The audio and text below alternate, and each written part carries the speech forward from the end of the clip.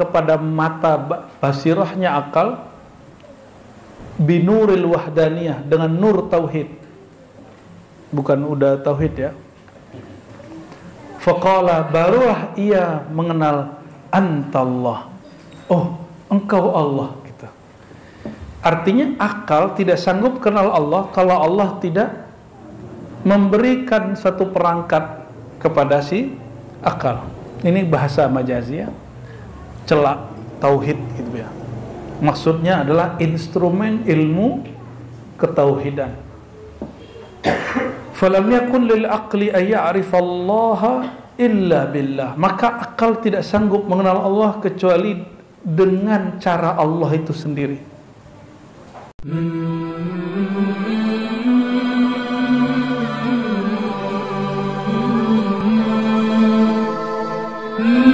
Walladzi khalaqana wa khalaqal janna liya'buduhu wa liya'rifuhu. Asyhadu an la ilaha illallah, asyhadu anna Muhammadan 'abduhu wa rasuluh. Allahumma salli wa sallim ala a'rafi khalqika bika sayyidina Muhammad wa ala alihi wa ashabihi al-'arifin wa awliyaihi wa ulamaihi wa ummatihi ajma'in.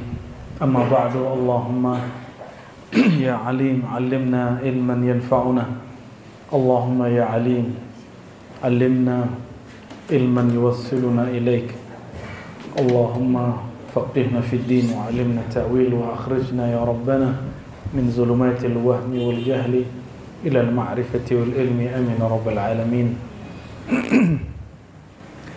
Baik, saudara-saudariku, ikhwan, akhwat, sahabat pribadi yang makan Allah, kita bersyukur bulan ini, bulan Agustus, kita kembali lagi mengkaji kitab-kitab yang diwariskan ulama-ulama terdahulu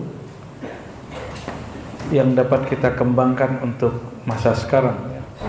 Bukan berarti mengkaji kitab orang terdahulu kita mesti jadi orang dulu. Membaca karya ulama salaf bukan berarti kita mesti menjadi seperti orang salaf ya. Kita ambil manhajnya, kita ambil metodologinya, kita kembangkan sesuai dengan masa kita. Sebagaimana Imam Syafi'i mengembangkan ajaran gurunya Malik, lalu dia menciptakan mazhab sendiri.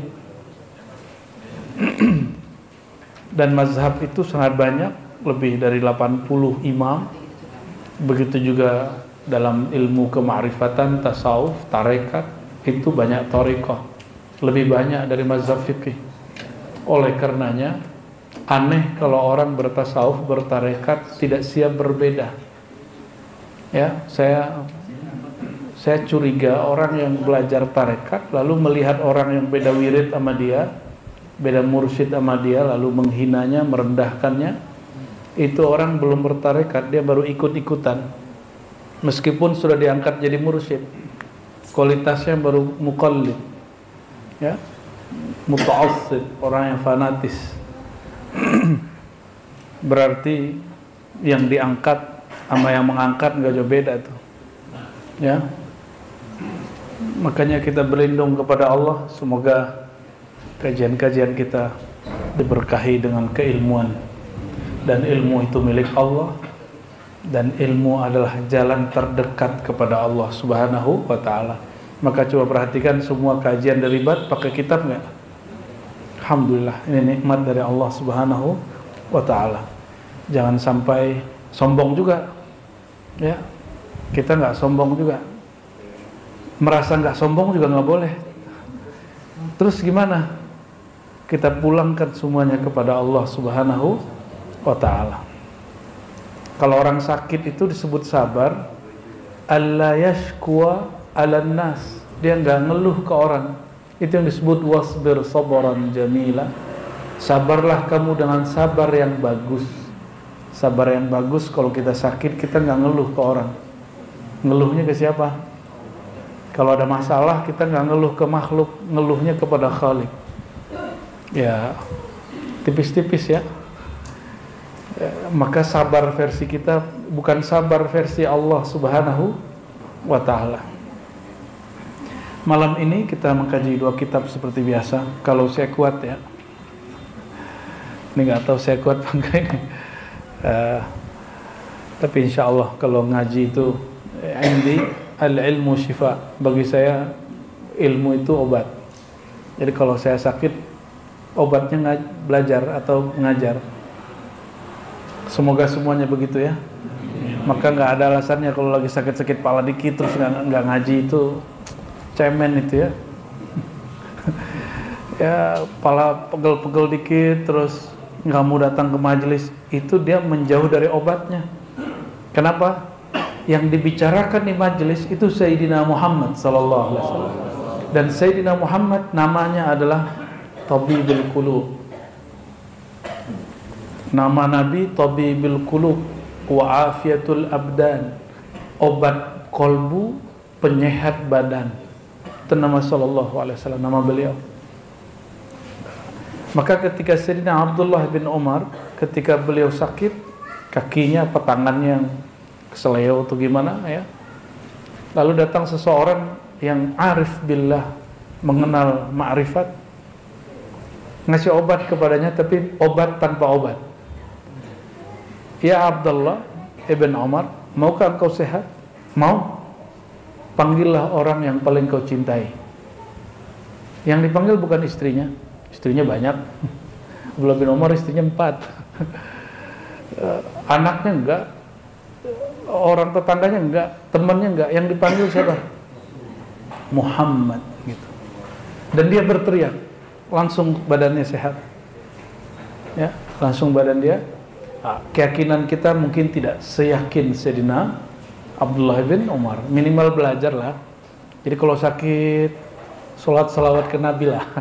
Ya, ajak penyakitnya bersolawat kepada Nabi Muhammad sallallahu alaihi wasallam. Malam ini kita pertama mengkaji kitab Al-Luma karya Imam Abu Nasr As-Sarraj yang wafat 378 Hijriah. Beliau mewarisi ilmu ulama salafus saleh. Jadi dalam fikih salafnya Imam Syafi'i, Imam Ahmad bin Hanbal Hanbali, Abu Hanifah Hanafi, Malik Maliki. Dalam hadis salafnya Bukhari, Muslim, Abu Daud, Tirmizi, Nasai, Ibnu Majah, itu salafnya ahli hadis. Di dalam tasawuf juga ada salafnya. Siapa salaf di kalangan ahli tasawuf? Imam Junaid, Imam Abu Yazid, Imam Sarris Saqti, Abul Husain An-Nuri. Tuh, nama-nama yang mungkin kita jarang dengar. Yang sering dengar mungkin Rabi'atul Adawiyah. Siapa lagi? Ja'far Shadiq dari kalangan Ahlul Bait. Siapa lagi? Aisyah bin Ja'far Shadiq, yang perempuan ya selain Rabi'ah. Siapa lagi? Sufi salaf.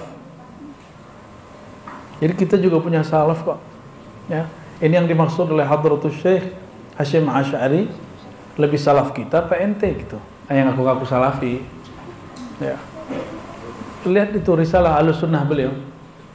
Beliau mengkritisi pandangan orang yang mengaku salafi tapi jauh, bahkan jangankan salaf, dari pandangan imam yang mengikuti salaf seperti Ibnu Taimiyah pun mereka jauh. Contoh nih, saya nggak benci salafi ya, tapi salafi percaya nggak Fatihah dikirim sampai ke orang mati? Coba cek, Ibnu Taimiyah percaya nggak Fatihah sampai ke orang mati? Percaya. Ibnu Qayyim murid dia, percaya nggak? Percaya. Lihat Majmu' Fatawa Ibnu Taimiyah, begitu juga kitab Ar-Ruh Ibnu Qayyim. Terus salaf mana yang mengikuti? Ini bukan salaf loh. Ini masih imam yang mengklaim ikut salaf, wafatnya 728 Ibnu Taimiyah. Terus salaf siapa? Imam salaf itu Imam Ahmad bin Hanbal, lalu gurunya Syafi'i, lalu guru Syafi'i Malik, guru dari Malik Ja'far Shadiq, begitu juga sahabat dia Abu Hanifah ya. Mereka semua percaya doa sampai kepada orang mati, amalan sedekah kita nyampe ke orang mati. Itu ijma'. Adapun pandangan yang dinisbatkan ke Imam Syafi'i itu salah interpretasi. Beliau tidak pernah mengatakan bacaan tidak sampai. Dan beberapa Syafi'iyah salah faham tentang itu. Dan itu sudah diruskan oleh ulama-ulama mutakhirin ya. Jadi amalan kita salaf jelas. Salaf kita jelas. Dalam fikih salaf kita Imam Syafi'i. Dalam akidah salaf kita Imam Asy'ari. Imam Asy'ari itu separuh hidupnya salaf, separuh hidupnya khalaf. Jadi dia mengerti salaf itu siapa. Ya. Lahirnya diperkirakan 240-an atau 50-an, lalu dia wafat 324 ya. Imam Asy'ari. Akidah kita akidah Ahlus Sunnah dengan riwayat Imam Asy'ari. Kenapa saya sebut riwayat? Jadi Imam Asy'ari mengatakan dalam Al-Ibanah, akidahku adalah akidah yang aku riwayatkan dari guruku, dari akidah Imam Ahmad bin Hanbali. Guru beliau Zakaria As-Saji, murid langsung daripada Ahmad bin Hanbal. Jadi semuanya bersandar. Dalam hadis kita juga alhamdulillah kami sampai hari ini masih mengajarkan Sahih Bukhari, Sahih Muslim, dan gak tanggung-tanggung kita ngikutin sunnah guru kita dulu. Guru saya ngajarnya pakai bahasa Arab, maka sampai hari ini dengan bahasa Arab ala kita lah. Tapi antum dengar sendiri lah kalau paham ya. Apakah Arab ala Indonesia atau Arab Fusha itu ya, nilai sendiri ya. Kita hanya mengikuti metode guru kita ya. Dalam tasawuf, dalam thariqah, sama kita punya salaf. Salaf kita Abu Yazid Al-Bustami, Imam As-Sirri As-Saqti, Ma'ruf Al-Qarhi, Abu Yazid Al-Bustami, dan lain sebagainya. Dan mereka kemudian direvisi thariqahnya, Naqsyabandi, Al-Jilani, Syazili, ya, Tijani, Sammani, Rifai, Idrisi. Itu mereka merevisi, menyesuaikan dengan masanya. Mereka bukan orang yang buat-buat. Mereka hanya menyesuaikan yang diriwayatkannya.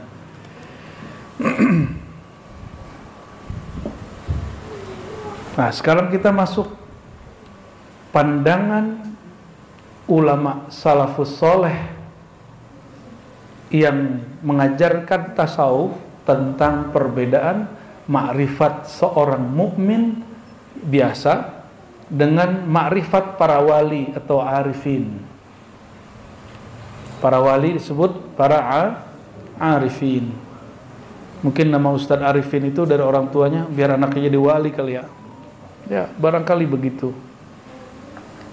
Bab fi qaulil qail, sebelumnya mari kita baca suratul Fatihah ila ruhin Nabi sallallahu alaihi wasallam, lalu kepada para a'immatus salaf khususnya pengarang kitab ini Abu Nasr As-Sarraj, Junaid Al-Baghdadi, Abu Husain An-Nuri, wa jami' masyayikhina. Al-Fatihah. Allahumma salli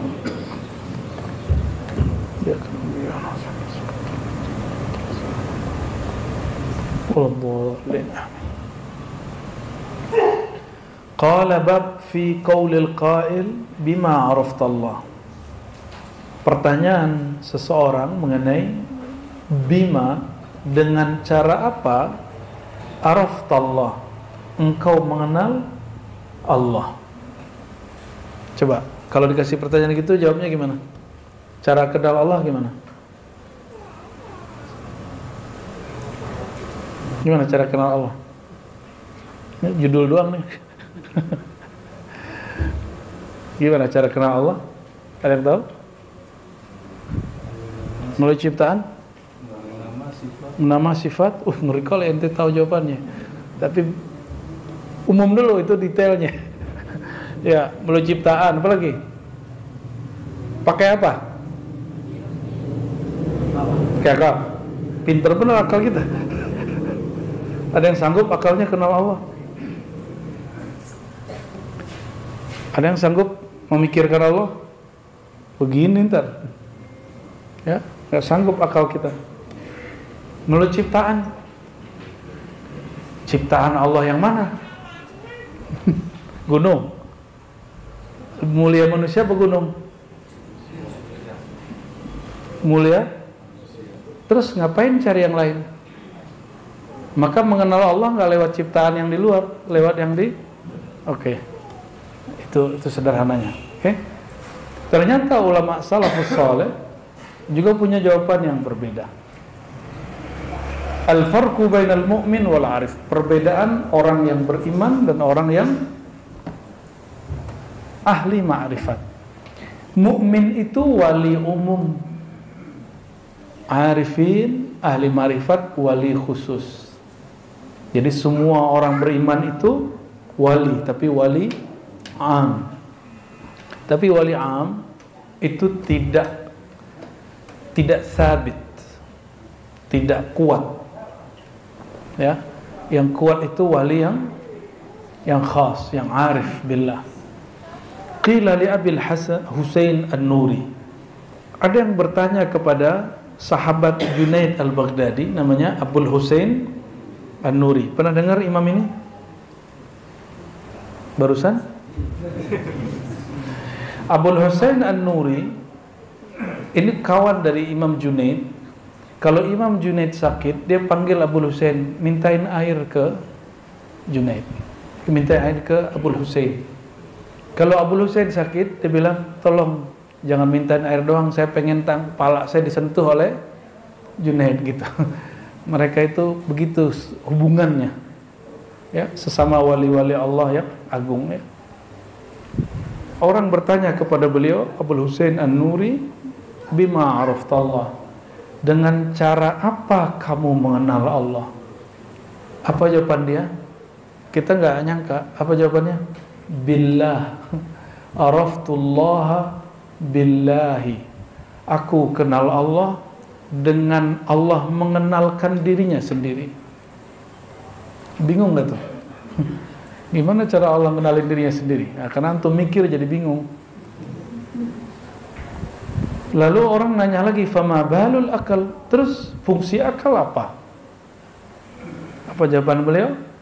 Al-aqlu ajizun la yadullu illa ala ajizin mithlih.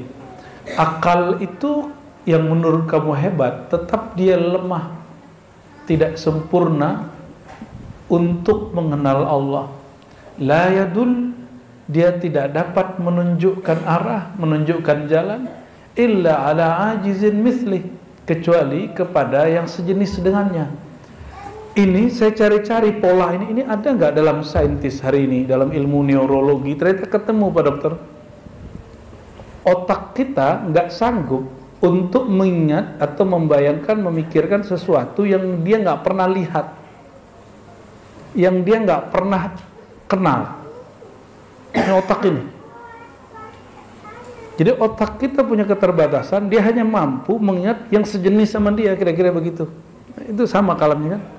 Abul Husain An-Nuri, imam yang lahir di abad terakhir salafus soleh dan wafat di abad ketiga, sudah membicarakan bab itu, bahwa akal itu dia tidak sempurna dan dia hanya mampu menunjukkan yang tidak sempurna sepertinya, seperti dirinya.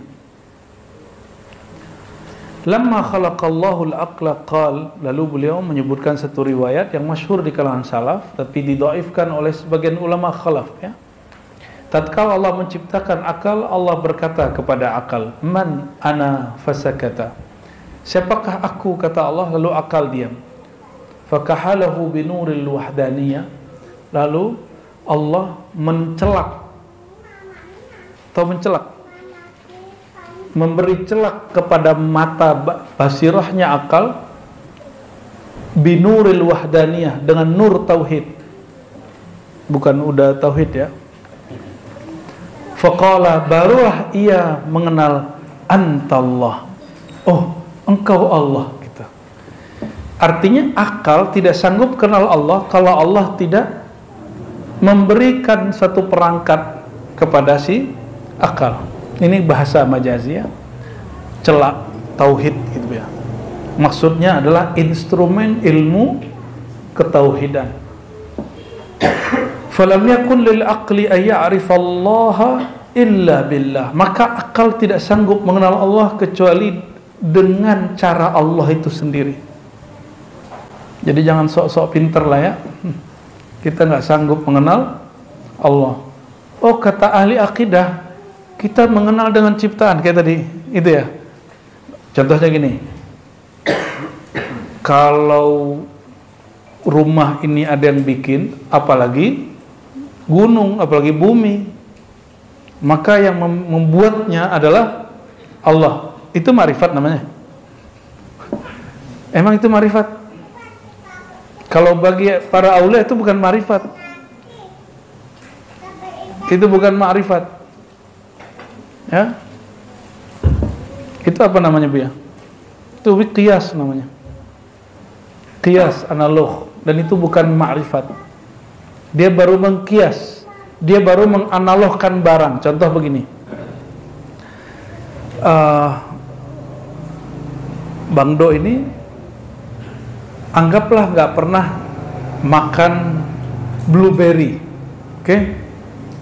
Terus Bang Do nanya, rasanya blueberry gimana, Buya Aldomi gitu. Terus Buya Aldomi bilang, blueberry itu rasanya mirip dengan blue apa, Buya? Berry-berry apaan? Mirip dengan anggur gitu ya, bisa begitu. Mirip dengan anggur yang warnanya ungu.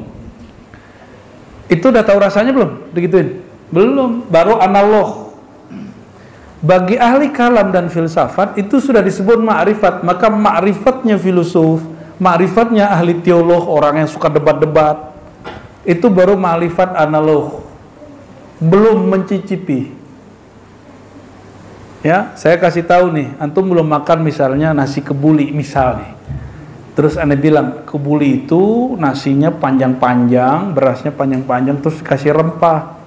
Rasanya gurih gitu. Mirip-mirip dengan nasi apa ya? Nasi goreng gitu. Udah bisa ngerasain belum? Belum. Itu baru analog, maka itu bukan ma'rifat. Itu bukan Jadi ma'rifat yang disebut ma'rifat oleh para filosof, oleh orang-orang di kampus, itu ma'rifat qiyasi, dan itu walaysa bi ma'rifah, itu bukan ma'rifat karena antum belum mencicipinya, baru kira-kira rasanya seperti nasi goreng, maka kita akan menghukumi barang ini seperti nasi goreng. Sama dengan orang hari ini baca sejarah habaib, ya, baca sejarah habaib dalam konteks keindonesiaan, padahal mereka hidup sebelum Indonesia muncul. Akhirnya mereka menghina habaib. Ya, kalau begitu hina Soekarno sekalian, ya kan? Kita ulang-ulangin ini mumpung Agustusan ini, ya. Agustusan, ya. Hati-hati. Membaca tuh cerdas sedikit lah, ya, belajar hermeneutik lah kalau mau belajar sejarah, ya. Ya, jangan sok-sokan jadi pakar-pakar sejarah kalau nggak tahu perangkatnya. Ya. Ilmu itu luas, Allah maha luas. Luas ya, Allah maha luas.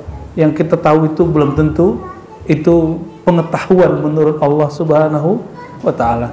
Itu sebabnya deribat semua kajian pakai kitab. Kenapa? Kita khawatir yang kita sebut pengetahuan itu bukan pengetahuan menurut Allah. Maka kita konfirmasi ke kitab apa yang kita rasakan itu. Al-ilmu fis sudur, la fis sudur. Ilmu itu di dada, bukan di kitab. Tapi yang di dalam ini mesti kita kemudian compare gitu bahasanya. Jangan-jangan bahasa kita kurang pas, jangan-jangan bahasa kita vulgar. Kita cari padanannya di dalam kitab, ya.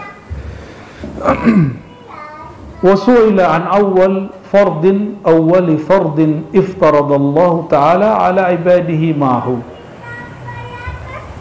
Kawan Imam Junaid tadi, Imam Abul Husain An-Nuri ditanya, apakah kewajiban pertama yang Allah wajibkan?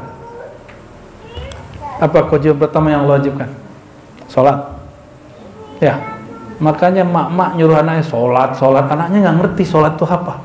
Akhirnya si anak ini, saya ketemu teman saya, mohon maaf, anak filsafat. Saya tanya, kenapa ente sholat? Temanmu udah gak sholat. Emakku suruh aku sholat katanya. Oh, bukan karena kesadaran dirinya dia sholat, karena dia gak ngerti induk hakiki itu kan Sayyidina Ahmad. Ya, harusnya dia sholat karena mengikuti Sayyidina Muhammad Sallallahu Alaihi Wasallam, bukan karena emak dia. Karena filsafatnya masih filsafat analog, belum filsafat yang sudah masuk kepada zauq, ya, rasa. Jadi apa? Apa yang pertama diwajibkan? Ya, sebelum sholat kenal dulu ya yang disembah. Ya, mau hormat kepada sesuatu yang kita nggak kenal, itu namanya orang bodoh. Ya, mau menghormati sesuatu yang nggak dikenal, nggak mungkin. Nggak ada manusia yang mau menghormati sesuatu yang dia tidak kenal. Ya, maka beliau ketika ditanya apa kewajiban pertama yang Allah wajibkan sebelum zikir, sebelum sholat, ya, kalau beliau pakai ayat wa ma khalaqtul jinna wal insa illa liya'budun, tidak aku ciptakan jin dan manusia kecuali untuk mengenal aku. Itu tafsir sahabat Nabi Sayyidina Abdullah ibn Abbas. Maka beliau mengatakan berdasarkan ini yang wajib pertama kali al-ma'rifah. Berarti ibadah pertama itu bukan sholat. Ibadah pertama apa? Ma'rifat. Dan ma'rifat itu lembaganya ada dari dalam salawat. Makanya innallaha wa malaikatahu yusholluna 'alan nabi ya ayyuhalladzina amanu shallu 'alaihi wa sallimu taslima. Jadi orang kalau bermakrifat dia akan tahu makrifat itu alurnya kepada siapa. Itulah sir salawat, bahwa alurnya makrifat dari Allah yang ahad melimpah kepada Sayyidina Ahmad, ya, lalu melimpah kepada Nur Muhammad. Dan itulah hakikat salawat. Dan itu bukan trilogi seperti yang disebut oleh orang yang sok-sok aswaja juga dia, lalu mengatakan itu kajian trilogi itu sama dengan Kristiani. Coba ente tanya sama orang Kristen, emang begitu? Emang ada orang Kristen mengajarkan Ahad, Ahmad, Muhammad? Kita 4, ada yang keempatnya Al-Mahdi, ya, bukan trilogi dong, caturlogi dong ya. Ya enggak, asal-asalan. Kalau orang-orang Kristiani, mereka jelas Tuhan Bapa, Tuhan Allah, itu salah pelafalan, Tuhan Allah. Orang Arab pun nyebut Allah. Orang Arab yang Kristiani nyebutnya Allah, bukan Allah. Ya, itu perlu dilurusin tuh yang baca-baca Allah itu ya. Enggak, kita nggak marah kok. Emang Tuhan kita sama dia. Bedanya mereka menggandengkan yang disebut Roh Kudus. Kalau di Quran mungkin ada satu sekte dulu di masa itu, Bunda Maria, Tuhan Ibu. Tapi yang ada sekarang Kristiani itu mengajarkan apa? Roh Kudus, lalu yang kemudian firman yang berfisik itu Sayyidina Isa, ya. Oh, ada orang yang mu'alaf mengatakan Yesus itu bukan Isa, ya suka-suka dia. Ya, ente ke Arab sono ya. Pergi ke Mesir. Di Mesir tuh ada Kristen Koptik. Sama. Isa itu Yesus. Kadang-kadang disebut Yusa, kadang Isa. Ya. Kalau ada yang sekarang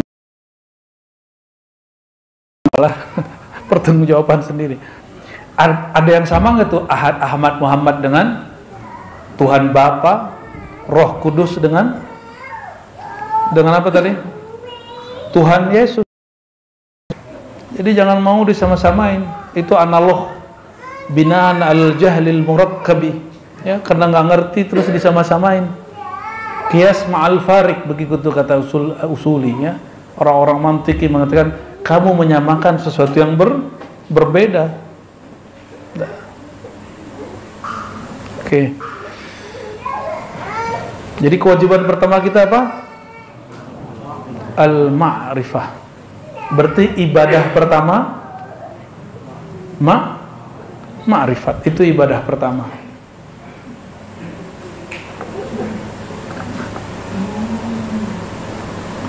Nah, saya mau tanya, ma'rifat itu di mana?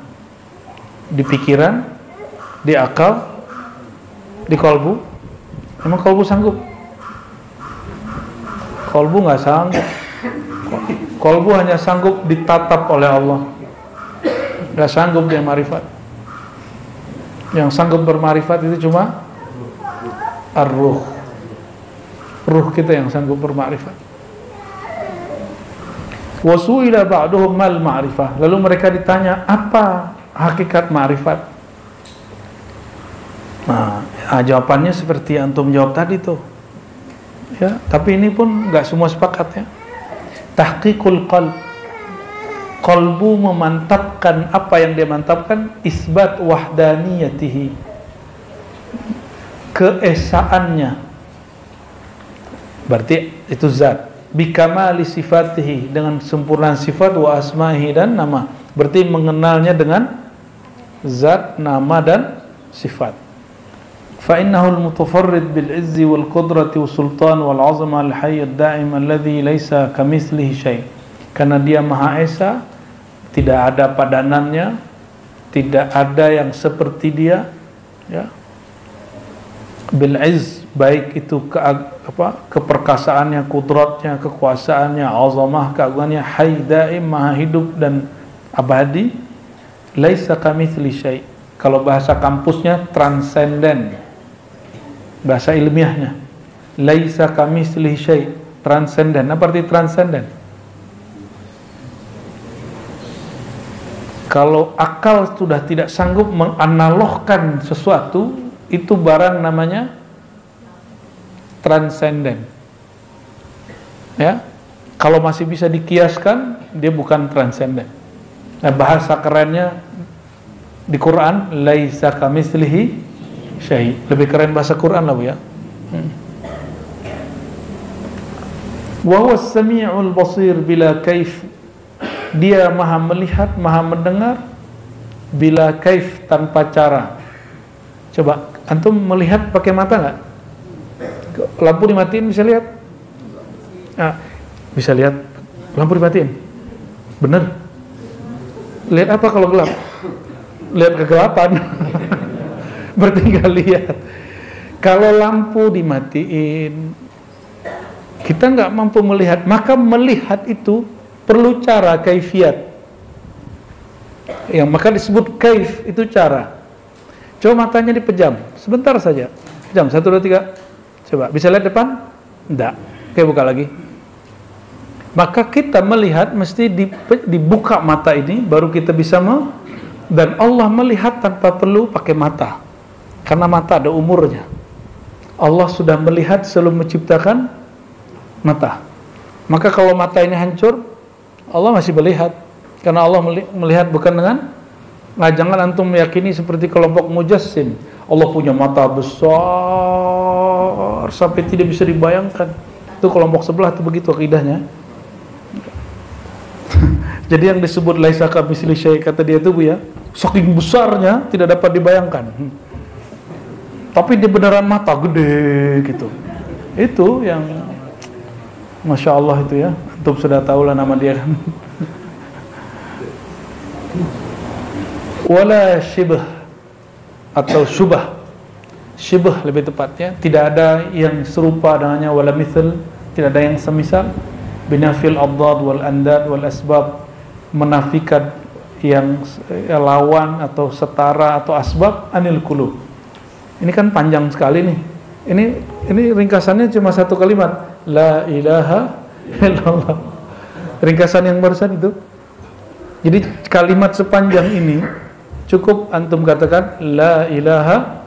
Yang paling lucu apa? Kami ngaji kitab Ummul Barahin dengan syarah Ibnu Suki, Bajuri, macam-macam. Tahu-tahu di ujung kitab apa kata beliau? Semua penjelasan ini terkumpul dalam 2 kalimat.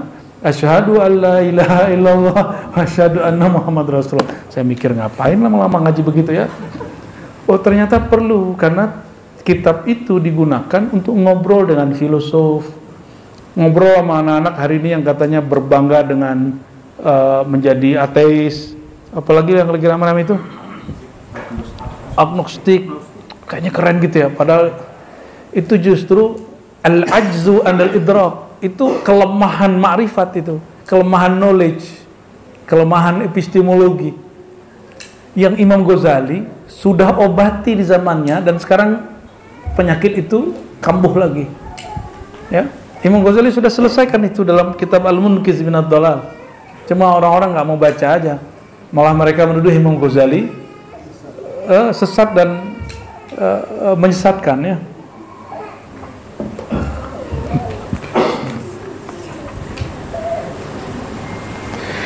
Waqad qila aidan inna aslal ma'rifati mauhibah. Ini lain lagi nih. Ada lagi yang lain.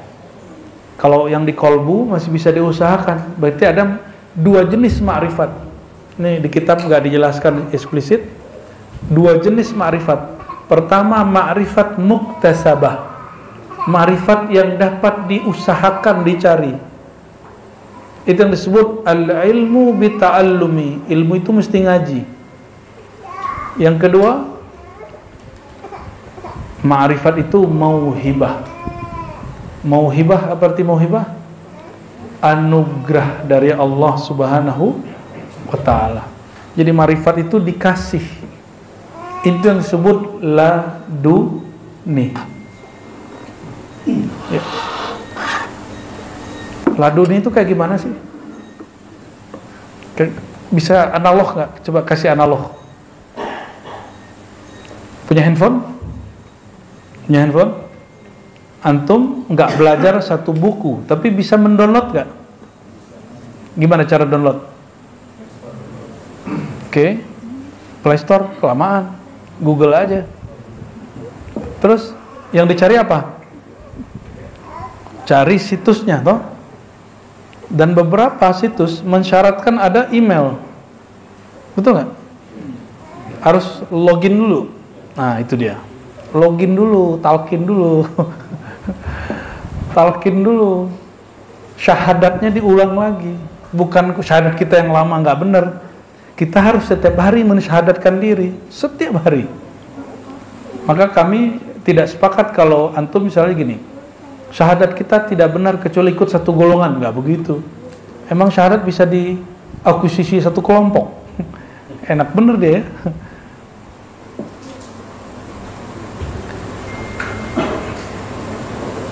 Pernah nggak mencoba download tapi nggak berhasil?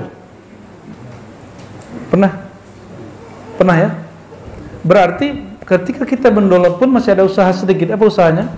Punya handphone, punya data, punya email, punya memori. Oke, jangan-jangan memorinya kurang lengkap itu ya. Jadi kalau ada orang ngomong gini, aneh sulit terima nih, nggak nyambung nih, mungkin memorinya belum siap. Siapin dulu memorinya. Memori kita sebenarnya ada, cuma antum nggak buka. Otak sebesar ini canggih loh ya, lebih besar dari semua memori-memori yang ada. Dan otak kita ini lebih canggih dari komputer manapun, ya, lebih canggih. Jadi semua dari ujung kepala sampai ujung kaki itu dia bisa merekod apapun. Maka teman-teman kita yang tidak diberi anugerah mata zahir, itu mereka cukup menyentuh satu dia tahu ini barangnya apa, benar nggak? Karena di tangannya ada memori. Nanti dikirim kotak-kotaknya ngapain gitu, ya. Baik, berarti ma'rifat ada dua. Ma'rifat pertama apa? Muktasabah, itu ilmu yang dicari. Yang kedua, mauhibah, ma'rifat yang diberi. Ma'rifat muktasab itu mukmin, mauhibah itu arif billah. Sudah tahu perbedaannya? Perbedaan ma'rifat wali dengan bukan wali? Ya. Wali Allah itu sebelum dia begitu dia nyari juga. Ya. Kalau seorang wali dia nggak pernah belajar lalu langsung dapat ma'rifat, jadi namanya majzub. Nah, majzub ini jika dia terlalu kuat, maka dia suliba anhu aqlu ila akalnya. Itu bukan orang gila. Ya, itu orang majzub. Tapi orang awam menyebut dia gila. Ini kita ulang-ulang berkali-kali biar faham benar metodologi kewalian itu, ya, ma'rifatnya para aulia. Karena kita ini semuanya mukmin, maka wali itu walaupun dia wali, dia tetap wajib ngaji. Kenapa? Dia dasarnya seorang mukmin. Maka kullu mukmin yaktasibu al-ma'arif dia pasti berusaha mencari makrifat, pasti cari guru, walaupun dia wali khas, ya, walaupun dia wali kutub, dia pasti nyari ilmu. Oke? Jadi berdasarkan ini, antum kalau udah ngerasa wali Allah, tetap harus ngaji. Dan saya menyaksikan guru-guru saya yang saya yakini beliau aulia, itu masih ngaji, ya, masih belajar gitu, masih mendengarkan masyayikh, ya. Imam Bukhari itu kekasih Allah, wali Allah, kalangan ahli hadis. Dia sengaja datang ke Imam Tirmizi mendengarkan 3 hadis dari Tirmizi. Murid dia di sini. Muridnya dia jadikan gurunya. Ya. Kenapa? Syarat orang laduni dia mesti tawadhu. Dan untuk menghancurkan kesombongan diri, bergurulah kepada orang yang kita anggap murid. Terimalah maklumat dari orang yang kita anggap rendah. Nah, sudah berani begitu belum? Nah, yang paling repot di rumah, ya kan? Di rumah, kenapa suami mengingatkan istri sulit diterima sama istri? Karena dia memandang, lu laki gua, bukan guru gua, katanya. Kata istri begitu ke suaminya. Suaminya waktu diceramain istri juga gitu. Kamu siapa sih cerewet amat? Bukan mak gua, katanya. Begitulah. Kita itu egonya nggak bisa diturunin. Padahal turunin dikit biar dapat manfaat dari siapapun. Itu yang dimaksud oleh Imam Sya'rani. Aku berguru bahkan kepada semut, kepada ular, kepada hewan, kepada anjing, kepada kucing, kepada semua dia berguru. Tapi yang nggak ngerti dianggap, no, perhatiin sufi, gurunya anjing, katanya. Aduh, astagfirullah, kurang paham nih orang. Karena orang ini bisa berguru kepada alam. Nah, kalau di kampung Buya Aldom ini, kampung saya juga, saya kampung sama dia. Alam yang terbentang ini, itu adalah guru. Alam itu siapa aja di alam? Ada hewan, ada tanaman, tumbuhan. Coba tumbuhan, antum coba lihat tumbuhan. Pucuknya satu pohon, bunga, itu ngarahnya kemana? Ke barat, ke timur, ke utara, selatan. Pucuknya ke barat, benar barat. Ibu nggak pernah nanam bunga berarti, Bu? Ada yang tahu? Ya, nggak. Semua jawaban saya menghadap ke cahaya. Salah semua ya. Ke cahaya, terbitnya di mana? Gitu baru benar. Hah? Enggak, dia nggak mau ke arah. Kenapa? Karena cahaya waktu sore itu merusak sebagian. Jadi pohon-pohon itu nggak mau ngadap ke sana. Nah, belajar dari situ muncullah ilmu kearifan lokal di kitab-kitab Tajul Muluk. Kalau orang Jawa, kalau ilmu arah rumah itu apa namanya Pak Dokter? Arah rumah. Itu mecino. Orang Jawa. Orang Cina begitu. Masa orang Cina kita akui feng shui-nya? Di Jawa ada loh. Apa? Primbon. Emang itu? Lah, antum ini Jawanya gimana lah ini? Udah dikuasai oleh Cina berarti bener nih. Bener lah itu. Kalau feng shui boleh gitu ya. Kalau weton, primbon, syirik gitu ya. Gitu ya. Karena nggak ngerti hakikatnya. Padahal itu kearifan lokal. Orang berguru kepada alam. Berdasarkan itu, orang kalau bikin rumah, mereka jarang, kalau ngerti ilmu ini, jarang hadap ke barat. Kenapa? Kalau secara ilmu sekarang sinar ultraviolet ke apa kayak gitu ya. Tapi berguru kepada tumbuhan. Dia ngarapnya biasanya ke timur. Gitu. Ini contoh. Berguru kepada alam. Secara kerohanian apa? Jika pohon dia berkiblat kepada nur cahaya, masa ente menjauh dari nur? Ya. Wa nurullah, nur Allah itu siapa? Sayyidina Muhammad. Ya, Nabi Muhammad itu kota ilmu, gudang ilmu, bukan kalau gudang kecil, ini kota. Dan dikatakan al-ilmu nurun, ilmu itu cahaya. Jadi hakikat ilmu itu Sayyidina Muhammad sallallahu alaihi wasallam. Ingin laduni cara jalan pintasnya, jadilah orang yang dekat kepada nur Sayyidina Muhammad sallallahu alaihi wasallam, ya. Itu jalan pintasnya.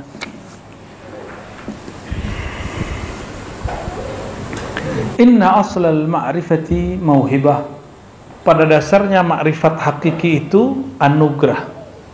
Wal ma'rifatu narun wal imanu nurun. Ma'rifatnya hati-hati. Ma'rifat itu ibarat api. Banyak yang terbakar oleh ma'rifat. Paham? Ada orang yang mulai songong berilmu. Nah ini dia. Wal imanu nurun. Nurnya nanti ada pada iman. Berarti ma'rifat mesti berbarengan dengan, nah ini orang kalau rame-rame kalau di kampus itu apa ya, epistemologi apa, dikotomi ilmu gitu ya, atau islamisasi ilmu. Itu ternyata ketinggalan ya. Abul Husain An-Nuri udah jawab duluan. Abu Nasr Sarraj di abad keempat sudah jawab. Apa kata beliau? Ma'rifat aja nggak cukup, knowledge aja nggak cukup, mesti ada iman.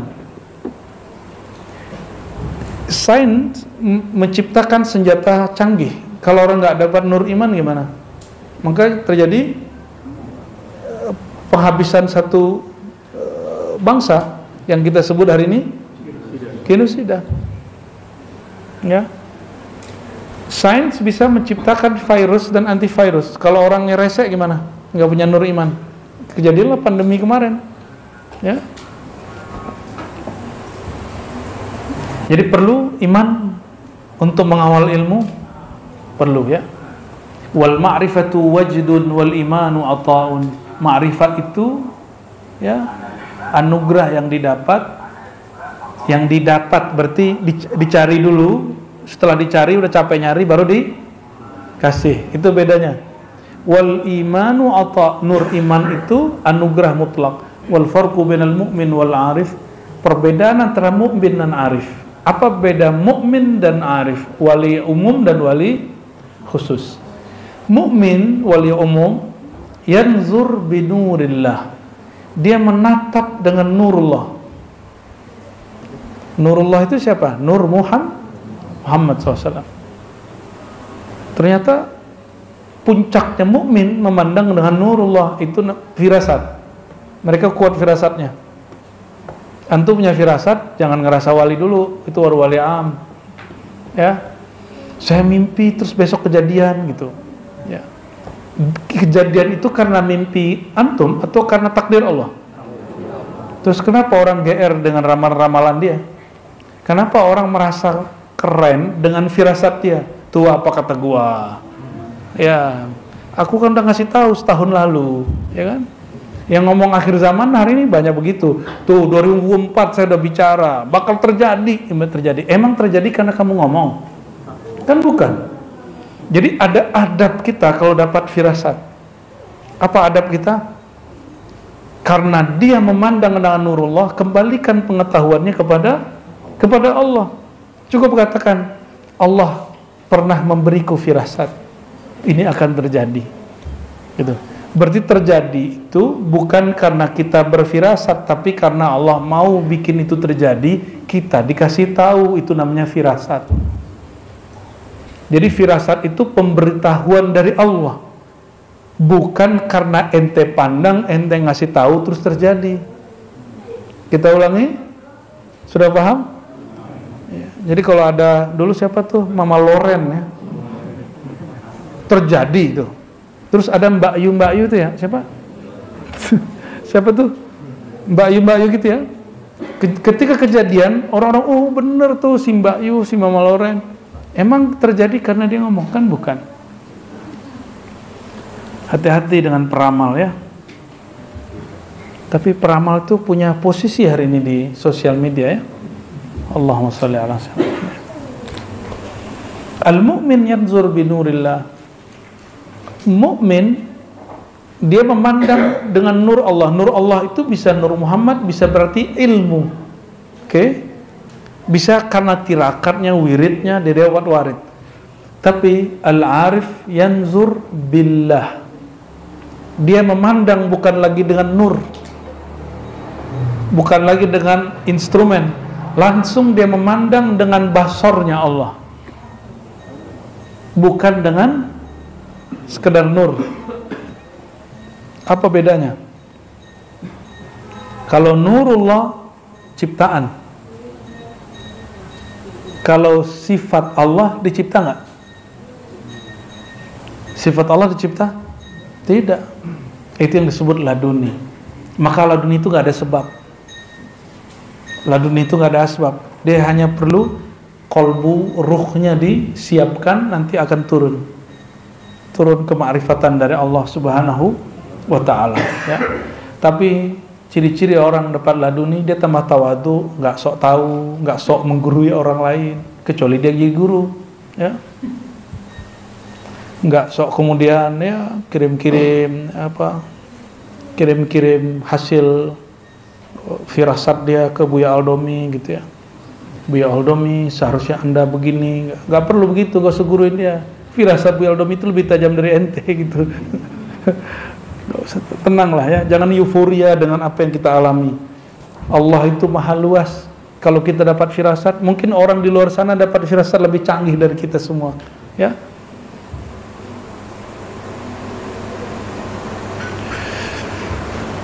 Walil mu'min qalbun walaysa lil arif qalbun. Mukmin itu masih mengandalkan kolbu, kalau arif tidak mengandalkan kolbu. Mukmin mengandalkan kolbu, jadi dia kalau mau cari inspirasi, dia tenangin dulu kolbunya pakai zikir, maka dia tenang asbab zikir. Kalau arif billah, dia selalu bersama Allah, dia nggak perlu zikir. Kenapa? Zikir itu mengingat yang gaib pada dirinya. Allah tidak pernah gaib pada seorang wali, apalagi pada seorang nabi. Maka nabi tidak pernah berzikir seperti orang awam. Nabi itu zikirnya musyahadah. Maka itu bukan zikir dalam pengertian bahasa, langsung menyaksikan, ya. Maka mukmin dia masih mengandalkan kolbunya. Jadi kalau kolbunya lagi nggak enak, moodnya lagi nggak oke, dia nggak bisa memahami. Nah, yang mood-moody, ada yang mood-moody nggak nih? Mood-mutan. Jadi misalnya nih, gue lagi nggak tahajud malam tadi, kayaknya firasat gue lagi nggak bener nih gitu. Lapar rusaknya. Oh, berarti firasatnya berdasarkan tirakatnya. Itu yang disebut subjektif. Kalau wali yang sudah mutlak tadi, pengetahuan dia tidak subjektif, objektif. Itu yang disebut Imam Ghazali. Ilmunya arifin billah, orang wali-wali Allah, itu objektif, benar semua, hak. Itulah ilmunya Nabi Muhammad SAW. Ilmunya hak. Kenapa? Dia memandang dengan suasana hatinya. Dia memandang langsung, dipandangkan Allah Subhanahu wa ta'ala. Beda? Beda kita dengan mereka? Ya, antum aja yang beda ya. Qalbul mu'min yatma'in bidzikr. Mukmin itu kalau mau dapat inspirasi, dia mesti conditioning dengan zikir. Wala yatma'in al-arif bisiwa. Kalau mukmin dia nggak perlu lagi, karena dia sudah bersama Allah Subhanahu wa ta'ala. Jadi seorang arif itu nggak mengenal namanya kata gelisah. Conditioning itu nggak perlu. Maka wali Allah itu mentalkin, dia nggak perlu nunggu hal dirinya. Yang dia tunggu hal muridnya. Paham?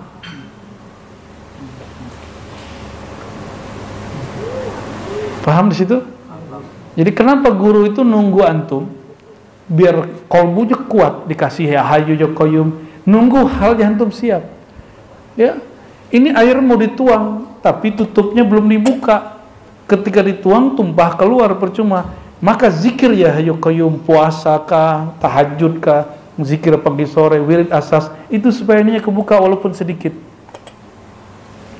ya, biar kebuka walaupun sedikit. Kalau sudah kebuka dikit, nanti gurunya bantuin, ya Allah iftah, ya Allah a'inni ala dzikrika. Itu doa membuka tutupan kolbu. Ya Allah bantulah aku, bantulah muridku ini, hamba engkau ini untuk mengingat engkau. Kebuka langsung, baru ditalkin oleh gurunya, baru antum merasakan kolbunya bergetar, menangis, atau badannya panas dingin, merasakan panas tidak panas, enak tidak enak, itu di situ baru mulai sadar, kok zikirku nggak enak ya? Nah itu tandanya pernah merasakan enak. Ya, dari dulu nggak pernah kan sadar zikirnya nggak enak. Kok sholatku nggak khusyuk ya? Padahal sudah talqin. Justru setelah ente talqin baru sadar sholatnya selama ini nggak bener gitu. Mulai paham? Ya, jadi bukan karena antum bertalqin lalu zikirnya nggak enak. Justru setelah ditalqin guru lah baru sadar zikir kita ini enak atau tidak enak, nikmat atau tidak nikmat. Wal ma'rifatu ala thalathati awjuh. Ma'rifat itu ada 3 jenis ya. Ada ma'rifat ikrar. Ikrar itu menetapkan. Ada ma'rifat haqiqah, ma'rifat mengenai satu hakikat. Ada ma'rifat musyahadah, ma'rifat menyaksikan. Ma'rifat ikrar ini ilmu orang beriman. Ma'rifat hakikat ini transit antara mukmin dan arif. Ini transit ya. Ya. Kebanyakan berhenti di situ. Kebanyakan berhenti di mana? Di transit. Ini di situ orang banyak jadi belagu mengaji ma'rifat. Di situ orang nggak mau ngomong begini. Untuk apa lagi sholat? Allah udah dalam diri saya. Nah itu dia masih transit. Syaitan bisa masuk di situ, hati-hati. Syaitan masuk ke wilayah itu. Disinilah orang kemudian kalau ngaji ma'rifat, lalu dia dapat ilham macam-macam ya, akhirnya buat perintah-perintahnya aneh-aneh ya. Ada kan kajian ma'rifat seks party? Ada kan ngaji ma'rifat membolehkan biseks? Ada. Kenapa? Karena dia dapat ilham, bukan ilham robbani lagi, ilham syahwani, syahwat. Nauzubillah min. Dia zikir betul, dia baca syahadat betul, tapi dia belum membersihkan kalbunya. Karena Imam Syekh Abdul Qadir mengatakan jalan ini setelah syahadat mesti taubat baru talqin. Ini dia belum taubat. Ya, belum taubat udah jadi mursyid. Ya. Makanya hari ini banyak orang yang berbaju mursyid, omongannya aneh-aneh. Ya, dalam bab yang ini ya. Yukhalifu syara' yang bertentangan dengan zahirnya syariat. Itu asbabnya itu. Asbabnya dia masih transit tapi sudah merasa sesuatu. Ya. Maka merasa bermakrifat itu adalah satu kejahilan. Merasa bermakrifat itu suatu, termasuk antum merasa berzikir, ahli zikir itu belum zikir itu. Maka guru itu kasih ujian, disuruh zikir angka-angka. Apakah si murid merasa berzikir atau dia kemudian ngaku ya Allah ternyata angka-angka ini nggak penting-penting amat juga gitu. Ya. Khair. Wa fi ma'rifatil musyahadah yandarij al-fahm wal ilmu wal ibara wal kalam wal isyara fil ma'rifah wa wasfuha kathiru fil qalil kifaya wa ghaniyatun lil mustadil wal mustarsyid wa billahi taufiq. Ya. Dan dalam ma'rifat musyahadah itulah terkumpul yang tercecer tadi di transit hakikat ataupun di ikrar. Apa aja? Al-fahmu. Jadi apa isi ma'rifat yang sempurna? Al-fahmu, pemahaman. Faham, udah bahasa Indonesia ya? Al-fahmu, faham. Yang kedua, al-ibaratu, ibarat yang lengkap. Ibaratnya nggak boleh nggak lengkap. Coba, Nabi pernah nggak mengatakan aku Allah? Pernah nggak? Pernah nggak Nabi mengatakan aku Allah? Nggak pernah. Maka orang yang mengatakan ana Allah itu dia belum sempurna kemarifatannya, walaupun dia diakui sebagai wali agung di satu negeri. Ya. Terus wal kalam, kumpulan ibarat itu barulah bentuknya kalimat-kalimat. Lalu setelah kalimat ada lagi isyarat, siloka-siloka. Enggak semua makna mesti diibaratkan. Hati-hati, tidak semua rasa mesti disampaikan, tidak semua pengalaman mesti diceritakan. Kalau rahasia diceritain masih rahasia nggak? Kalau rahasia diceritain namanya apa? Rahasia umum.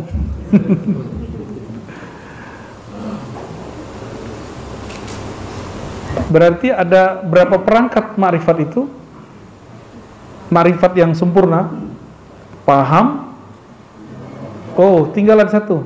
Paham, ilmu, ibarat, kalam, isyarat, 5. Lebih dulu ilmu atau faham? Faham dulu baru. Maka ilmu itu natijah, hasil daripada orang mencari faham. Dia cari faham, muncullah ilmu. Apa perbedaan faham dengan ilmu? Pemahaman itu boleh salah, tapi kalau ilmu tidak pernah salah. Hari ini pemahaman diklaim sebagai ilmu. Paham? Orang baru sampai pada satu pemahaman terhadap data, dia klaim ini ilmiah.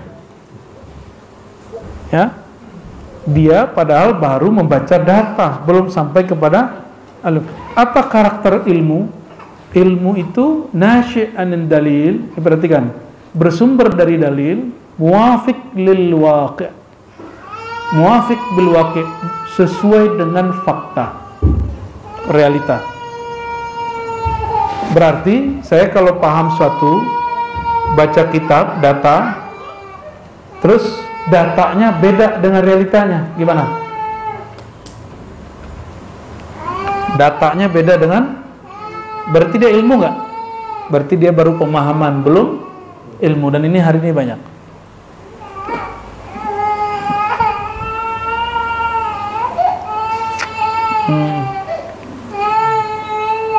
Ngantuk. Tidurin. Terakhir ini. Anil Husain bin Ali bin Haywah ad-Damighani qala su'ila Abu Bakar az-Zahrabadhi anil ma'rifah. Ditanya Imam Abu Bakar Zahir atau Zahrabadhi atau Zahir Badi, apakah ma'rifat itu? Lalu beliau mengatakan al-ma'rifatu ismun, ma'rifat itu satu nama, maknahu wujud, maknanya adalah wujudu ta'zim fil qalb, ada efek menghormati, ta'zim di dalam kalbu, yamna'uka anit tasbih ta'til, yang membuat engkau tidak menyerupakan Allah dengan sesuatu pun. Nah, dia balik lagi, padahal tadi dia nyampe puncak, dia mundur lagi nih. Ini begitu kitab salaf nih kadang-kadang kurang sistematis kadang. Udah nyampe di puncak, datanya turun lagi. Itu kita skip aja, berhenti di yang tadi ya. Jadi perangkat marifat isinya apa aja tadi? Al-fahmu wal ilmu wal ibaratu wal kalamu wal isyarat. Ya, maka ma'rifat yang sempurna dia masih sampai kepada isyarat. Mesti sampai pada isyarat. Ya, wa idza sa'alaka ibadi anni fa inni qarib, itu isyarat. Ya, gimana ayatnya?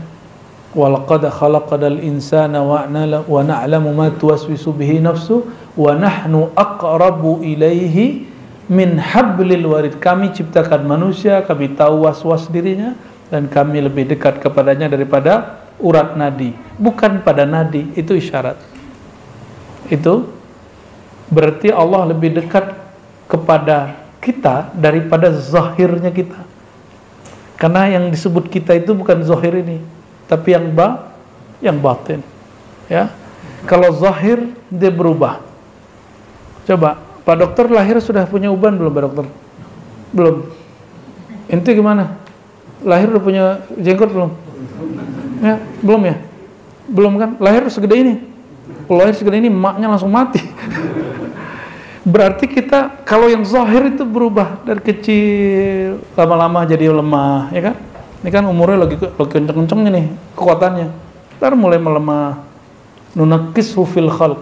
Ya, orang yang kami panjangkan umurnya, kami kembalikan dia menjadi lemah seperti dia kecil. Ya, mulai lemah. Tapi saya mikir-mikir juga, kita naik ke Gunung Gede, saya naik dari maghrib, sore besok belum nyampe ke puncak. Tahu-tahu ada aki-aki orang Cina tuh ngeri tuh. 7 jam dari bawah sampai puncak. Saya tanya, umurnya berapa kok? Ya tebak dong, ngajak judi dia langsung. Tapi itu pelajaran hebat bagi saya. Akhir kami kalah debat semua. Kenapa? Tebakan kami salah semua. Saya kira dia umur 61, 63. Ternyata umurnya 71.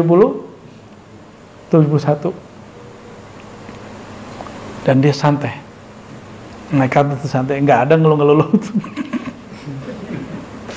Ini mundur pulang. Ya, berarti ntar naik lagi ya Bang Do ya. Allahumma sholli ala Muhammad wa ala ali sayyidina Muhammad. Ya, salawat dulu ya. Ya, fadhal.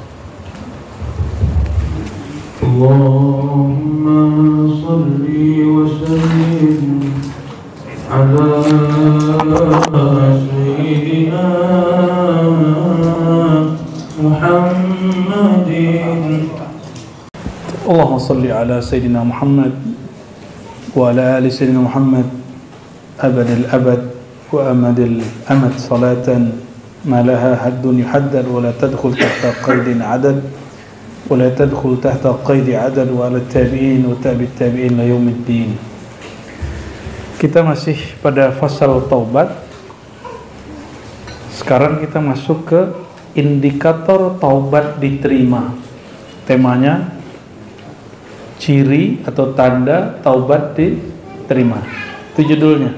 Itu judulnya sekarang. Masih halaman 6. Ini dari bawah baris ke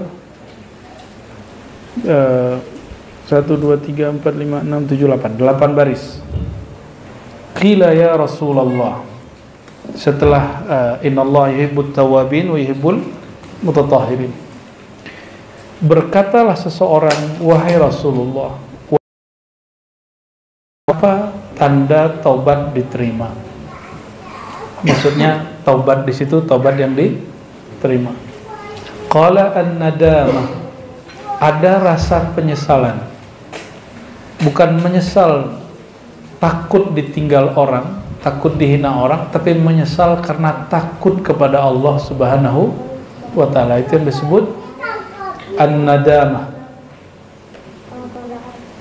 Ini kabar gembira, ini karena mayoritas yang ngaji muda. Ini kabar gembira dari Allah Subhanahu wa ta'ala. Dan semua orang yang bertobat walaupun telah di atas 40 itu mudah ya. Tapi yang di bawah 40 bertobat disebut oleh Rasulullah SAW, ma min syai' ahabbu ilallahi min syabin ta'ib. Tidak ada yang lebih membuat Allah senang, yang lebih membuat Allah lebih suka seorang pemuda yang bertobat. Kalau orang tua tobat wajib, emang semestinya dia tobat. Iya, udah dekat tuh. Antum sekarang 41 ya? 42 tuh, lebih tua lagi dari perkiraan. Jadi kayak Farel ini, Dawami ini tobat, itu Allah langsung seneng. Langsung Allah kemudian ridhonya melimpah. Tapi kalau kayak Bang Do ini tobat, emang seharusnya ente tobat. Ya, yang sudah di atas 40 ya, Pak Parjo nih itu emang semestinya tobat. Nggak ada tanggung-tanggung lagi nih ya.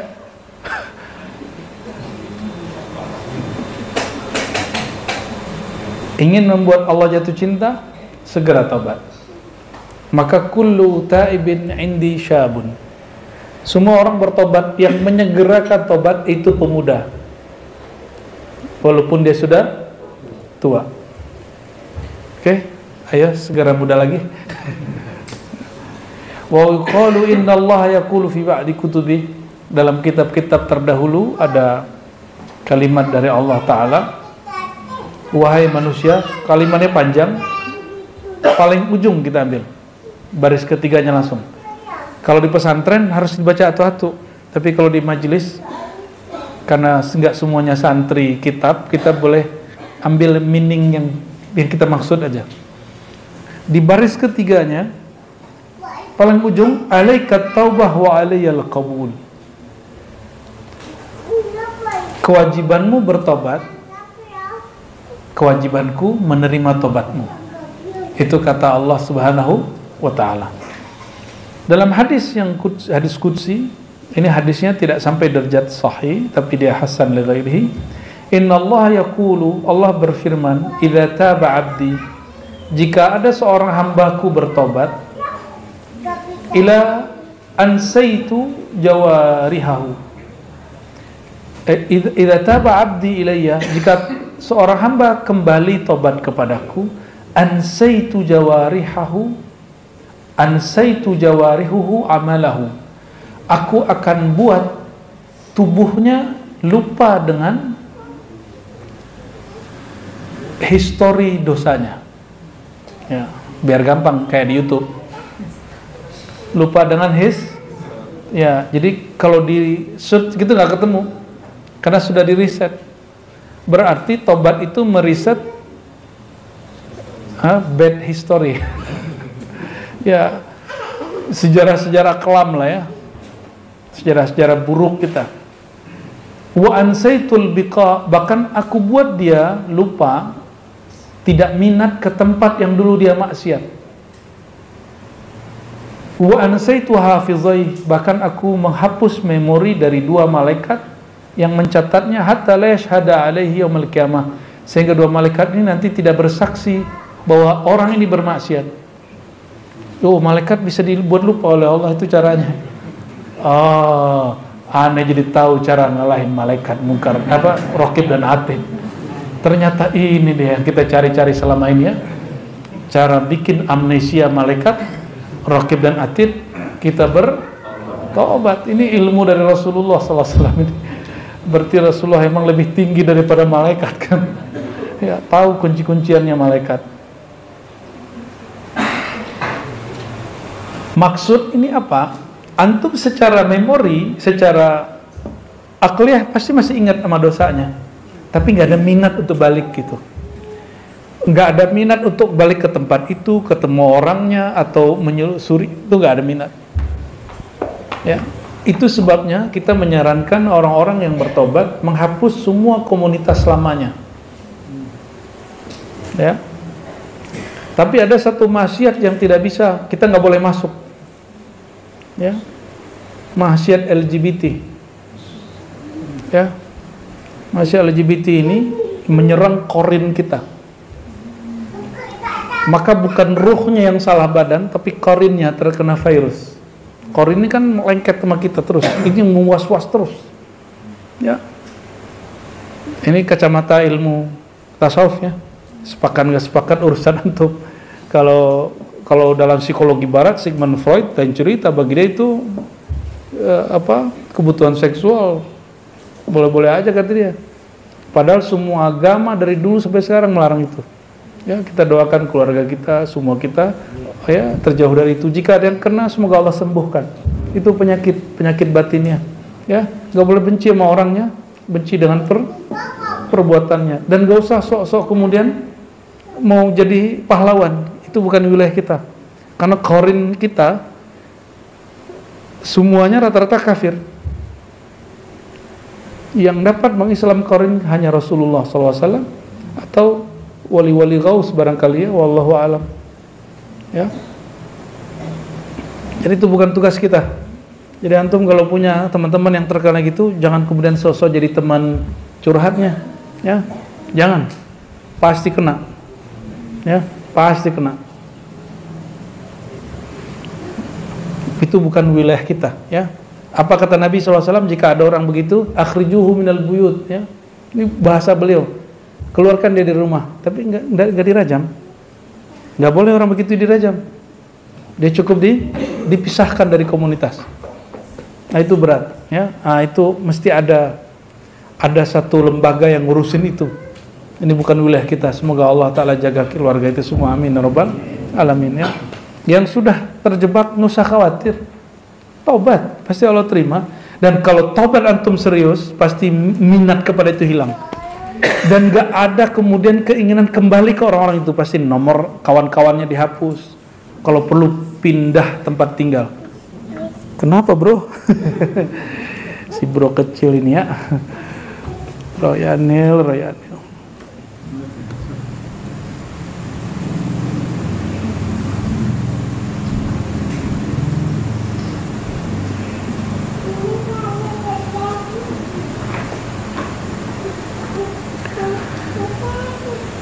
Wa'lam.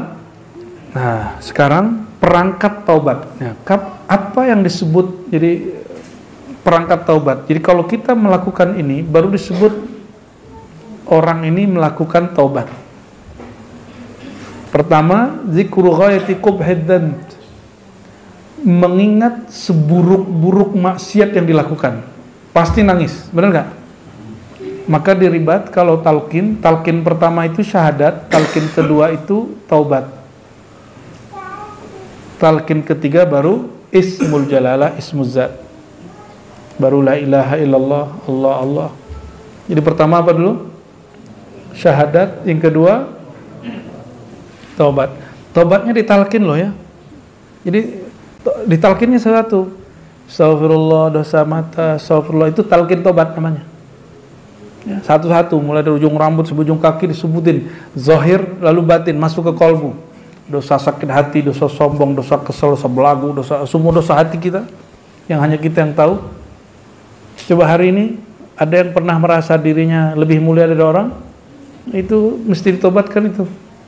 Ya, waktu jalan terus kita memandang orang dengan hina, itu kolbunya mesti ditobatkan, itu wajib. Berarti kita ini nggak ada yang selamat daripada dosa, nggak dosa zahir, dosa batin. Coba matanya hari ini ada yang nggak dosa nggak? Nggak yakin ini mata antum tuh. Nggak ngelihat keluar, ngelihat di handphone sendiri, kan kelihatan. Mata itu punya memori sendiri, nggak bisa dibohongi. Ya, nggak di matanya, di telinganya. Dengerin siapa? Kiai Haji Rocky Gerung, ya kan? Dengan Kiai Haji Roma Irama, ya kan? Dengan Kiai Haji apa lagi Bu ya? Ya, kalau nggak sanggup bahasa dia nggak usah diikutin. Bahasa dia kan bahasa tinggi lah ya. Ya, hanya dia dan Tuhan yang mengerti itu ya. Ya, antum mencoba-coba, paling bisa menirukan nya doang ya kan. Yang dia maksud kan nggak ngerti.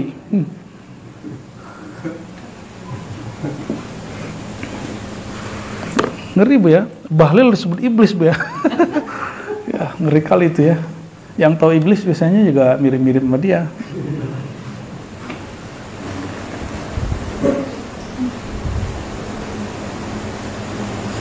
Zikru syiddati uqubatillah. Mengingat. Jadi kalau orang sudah ingat dosanya, maka ingatlah berat yang akan ditanggung kalau orang dosa. Yang ditanggung itu bukan malu kepada makhluk, tapi malu kepada Allah. Siksa Allah itu yang diingat. Maka wajib belajar akhir zaman atau akhirat.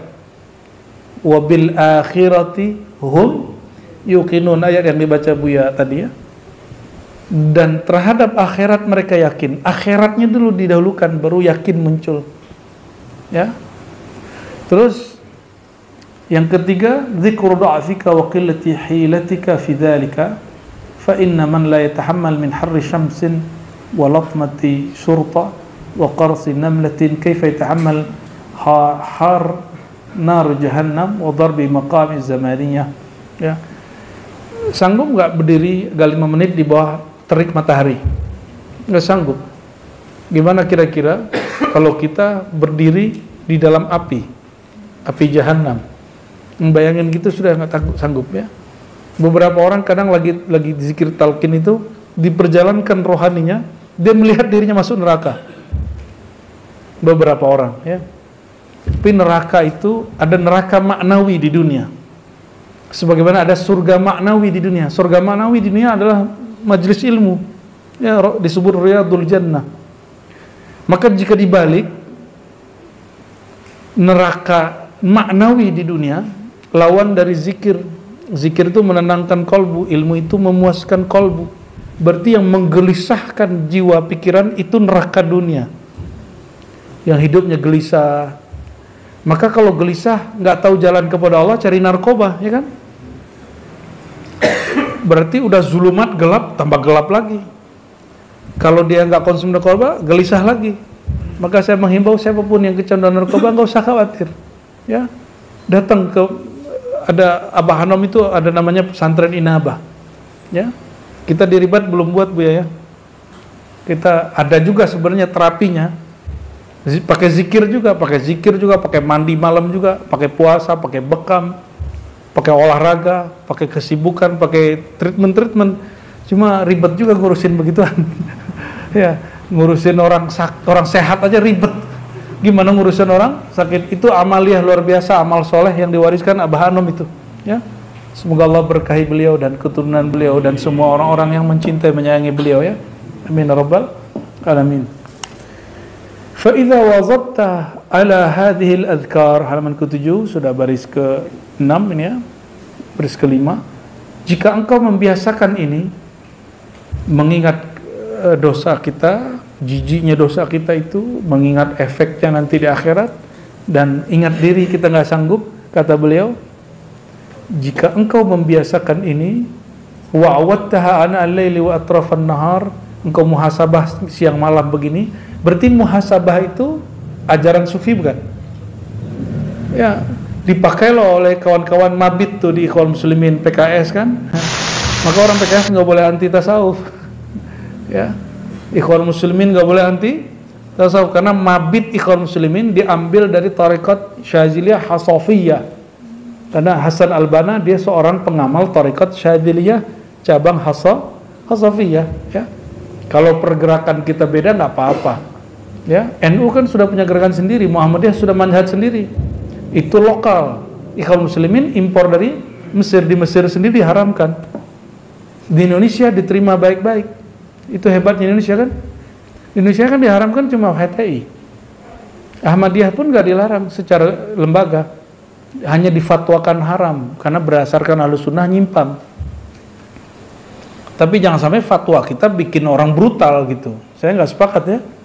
Jangan sampai antum dengar kiai berfatwa ini sesat terus kita kemudian geruduk orangnya, itu nggak boleh. Itu di luar fatwa. Maka fatwa begitu darar, bikin mau beringas, itu fatwa ulama su. Dan kita doakan MUI kita nggak begitu, amin. Kita doakan ulama-ulama kita di MUI, ulama-ulama yang kolbunya baik, ya, bukan ulama su, ya, amin rabbal. Ulama itu nggak ada yang ngawasin, nggak ada KPK-nya, nggak ada DPR-nya. Terus siapa yang ngawasin? Ahli ilmu umat. Kita harus awasin, ya. Jangan antum kemudian menurut-nurut aja, ya. Kita harus bijak. Oh, kita kan harus ikut ulama Rabbani, bukan ulama duniawi.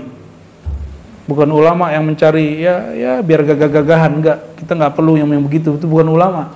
Innama yakhsyallaha min ibadihil, yang takut kepada Allah, yang bermakrifat kepada Allah, itu yang disebut ulama. Oke, fa in qila fa innaka statahmiluka. Jadi jika orang muhasabah setiap hari ingat begini, itu yang disebut kerangka taubat nasuha.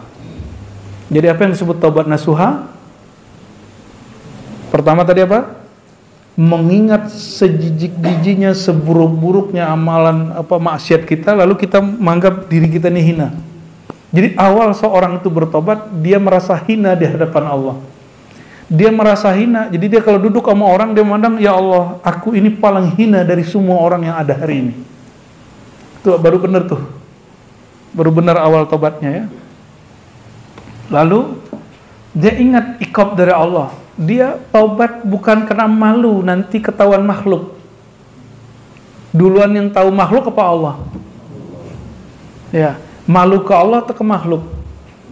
Rata-rata orang takut dia maksiat dia keungkap ke makhluk. Betul iya.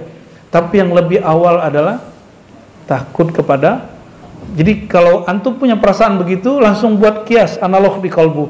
Ya Allah, kepada makhluk pun aku malu, apalagi kepada engkau, gitu caranya, ya, biar nggak keputus muraqabahnya. Fa in qila alaysa qad qala Nabi sallallahu alaihi wasallam an-nadamu taubah. Kalau ada ya orang mengatakan, bukankah Nabi sallallahu alaihi wasallam bersabda an-nadam, menyesal itu taubat. Walam yadhkur mimma dzakartum wa syaddatum syai'an yuqalu lahu, ya, tapi tidak menyebutkan 3 jenis yang barusan. Apa jawaban Syekh Saman? Awalan anna nadam ghair maqdur lil 'abdi ala tara annahu taqa'ud nadamah an umurin fi qalbi. Ketahuilah bahwasannya menyesal itu ghair maqdurin lil abdi, tidaklah disanggupi oleh seorang hamba. Bukankah engkau melihat bahwasannya penyesalan itu adanya di kolbu? Nyesal itu di pikiran atau di kolbu? Ya, di kolbu. Orang kalau mikir nggak bisa dia tobat. Jadi tobat tuh nggak pakai pikiran, tobat tuh pakai kolbu. Orang pakai kolbu langsung dia nangis. Ya, saya berkali-kali bimbing orang istighfar. Itu kalau pikirannya masih main nggak tembus. Itu barrier, nggak bisa tembus. Maka cara nembusnya buat dia mengingat masa lalunya. Tekniknya begitu. Orang kalau ingat masa lalu dia, lupa dia mikir. Ya. Jadi nanti kalau ada teman-temannya yang lagi susah untuk dimasukin, ya ingat masa-masa lalu dia. Ya. Itu yang disebut di Quran terhadap Bani Israel, ingatlah nikmat-nikmat yang aku berikan kepada kamu. Ya Bani Israel, uzkuru ni'mati allati an'amtu alaikum. Hai Bani Israel, ingatlah nikmat yang aku berikan kepadamu. Jadi dia harus flashback. Memori itu nggak pakai akal, dia pakai perasaan. Yang paling gampang diingat yang dirasa, benar nggak? Itu sebabnya makhluk terkuat, ras terkuat di muka bumi, ya, itu paling sering ingat waktu dia disakiti oleh pasangannya. Karena nggak perlu diingat-ingat, dia rasa. Ahli sejarah emang. Ya, mohon sabar ya. Jangan kemudian antum debat ya. Oh, no, kamu masih ingat dulu, masih emang begitu, mau gimana lagi? Ya, kalau laki-laki pasangannya lagi begitu nggak usah debat, panjang, ya bisa 3 hari 3 malam antum nggak selesai. Ngalah aja ya. Fa'fu wasfahu waghfiru, begitu di Quran. Fa'fu, berbesar hatilah engkau, jangan tersinggung dengan memori-memori mereka itu. Kan makhluk terkuat. Rasa apa? Ras terkuat di alam semesta. Terus wasfahu itu, ini tips ya, kalau lagi konflik jangan cuma adep-adepan, pegang tangannya ya, kalau perlu peluk, dekap dia, udah selesai itu ya, habis tuh ngomongannya lah, tutup langsung. Ya. Tapi kalau masih ada pada gue lalu begitu aja terus nggak selesai sudah. Mau start kayak apa kayak sama aja ya. Dan yang ketiga di Quran apa? Waghfiru, nggak mempan 1, nggak mempan 2. Allah mengatakan nih sifatku, namaku Ghafur, kamu pakai waghfiru. Apa arti waghfiru? Pakaikanlah sifat pengampunku. Pengampun itu artinya menghapus kesalahan orang. Dia salah tapi dianggap gak salah. Itu manajemen obat di dalam keluarga ya. Kalau mau rumahnya baik ya. Saya pun sedang belajar ya. Kan Quran itu bergerak terus. Dan setiap masa ada masalah kita harus balik lagi ke ayat itu gitu. Ya, setiap hari kita harus memakai ayat itu. Ya. Aneh aja begitu pergi antum ya. Kayaknya parah tuh.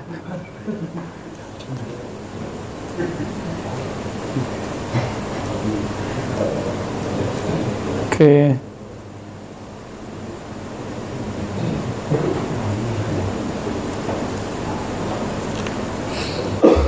Dan di sini disebutkan seperti yang kami sampaikan tadi. Jadi menyesal itu bukan karena takut kepada makhluk, tapi karena takut kepada Allah, ya.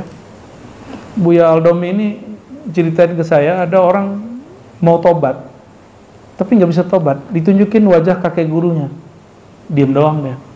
Ditunjukin wajah gurunya, langsung dia nangis.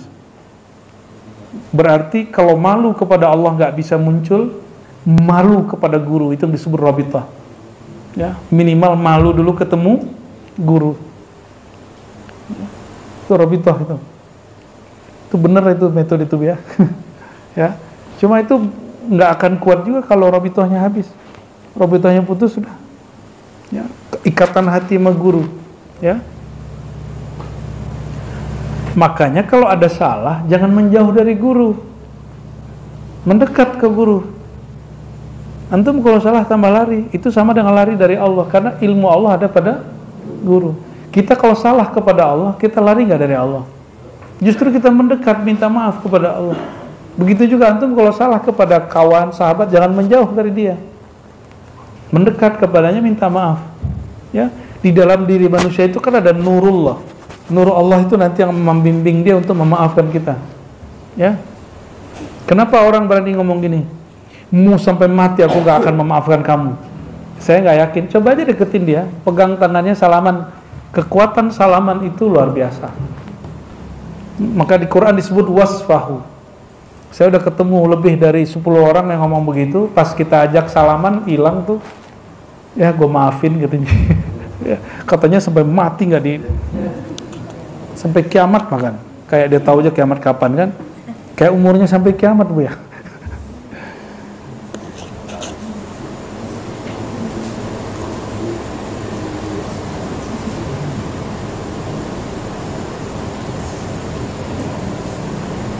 Nah, ini semua penjelasannya hampir sama. Sekarang kita loncat ke bagian, bukan loncat ya, maju bagian bawah. Fa'lam anna hadha amrun mumkin ghairu mustahil wallahu yakhtassu bi yasha. Thumma min syuruti taubah alla yata'ammad dhanban fa in waqa'a minhu bisawin aw khata'in fa huwa ma'fun. Ini sudah saya jelaskan tadi ya bersama. Sekarang bagian yang terakhir malam ini paling penting. Fa in qulta innama yamna'uni min at-taubah anni a'lam min nafsi anni a'udzu ila dhanbi wa la asbut ala taubah. Ini semua orang ngomong begitu. Dan kebanyakan ustadz tidak memahami bab ini, lalu membuat istilah gak boleh taubat sambalado. Saya sering menyebut ini ya. Itu kalimat syaitan. Hati-hati. Ini ustadz jangan ngomong kalimat syaitan. Ustadz loh ngomong kalimat syaitan. Kalau tobat cukup sekali tobat. Gak ada begitu. Apa kata Imam? Ini wali Allah, Qutbul Akwan, wali Ghaus di zamannya, yang mewarisi ilmu Sayyidina Muhammad SAW. Apa kata beliau? Jika engkau mengatakan, aku ini tidak mau ngaji tarekat, gak mau talqin, gak mau zikir, gak mau ke majelis, gak mau tobat, gak mau hijrah. Kenapa? Karena aku takut nanti mengulangi kesalahanku kembali. Sama gak semua orang begitu? Rata-rata semua orang begitu? Apa jawaban beliau? Fa'lam anna hadha min ghurur syaitan. Ketahuilah persepsimu itu adalah tipuan syaitan yang berhasil dibuat dalam kepalamu. Berarti orang itu tertipu. Itu yang disebut dalam 2 ayat terakhir surat Luqman ya, wala yaghurrannakum billahil gharur. Itu maknanya. Jangan kamu tertipu dengan Allah, itu maksudnya. Kalau saya tobat terbalik lagi gimana? Emang ente tahu habis taubat bakal hidup? Itu namanya tulul amal, panjang angan. Siapa yang tahu dirinya setelah taubat masih hidup? Orang yang bunuh 100 orang, ya ternyata di tengah jalan dia taubat, dia mati kan?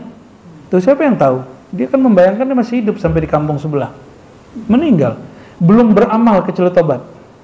Jadi dia nggak punya amal kecuali syahadat sama taubat. Ngeri gak tuh? Nah, itulah orang yang nanti di surga, yang nanti di akhirat pas dicek semua amal dia maksiat semua, mulai dari ujung rambut sampai ujung kaki itu maksiat semua. Ketika malaikat mau ambil dia, apa kata Allah? Tunggu dulu, cek dulu kolbunya. Ternyata di kolbunya ada syahadat, asyhadu an la ilaha. Inilah rahasia kita dengan Allah yang kemudian kita bagi-bagi jadi rahasia umum, bahwa mesti memperbaharui syahadat. Siapa tahu kita sama orang yang 100 itu, yang membunuh 100 orang itu. Siapa tahu kitalah orang yang ketika nanti di audit di akhirat ya, bukan di audit lagi, di sidang di akhirat, semua kesalahan kita sama, semuanya banyak. Ya, jangan sampai kemudian kayak bersisa 500 tahun ibadah, tapi ternyata dia sujud ke syaitan mati.